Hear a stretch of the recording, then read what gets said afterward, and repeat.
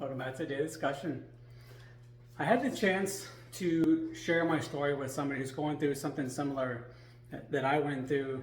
They're in an earlier stage and I was, thankfully for them, although it's still been a couple years, which is plenty long to go through something of that magnitude and not have answers. Well, thankfully they have answers, but now of course they're inevitably a little bit concerned, and as they talk to other people who in the group that I'm in that haven't necessarily had the healing that I've had, they rightfully get a little bit more worried. So I was able to sit down and have a phone call with them.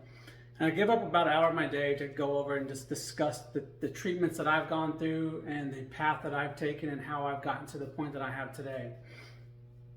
And I was just doing it to help out, but I got some feedback from them that really just touched me. I just thought I'd share it and just say, hey, this is why you should share your story. Whatever you've been through, sharing your story, somebody else is going through the same thing.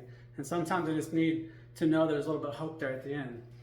So as I was telling him my story, he was asking a lot of questions. I was telling him I was sharing openly about my journey and things I avoided and why, and the connections that I've made between my mind and my body.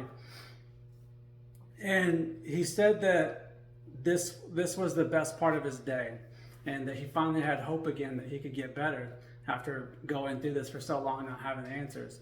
And honestly, there could never be a bigger compliment for me, providing my time and my story to somebody than to hear that, because that is exactly why I do this, to hopefully change somebody else's life and help them understand that there's something on the other side.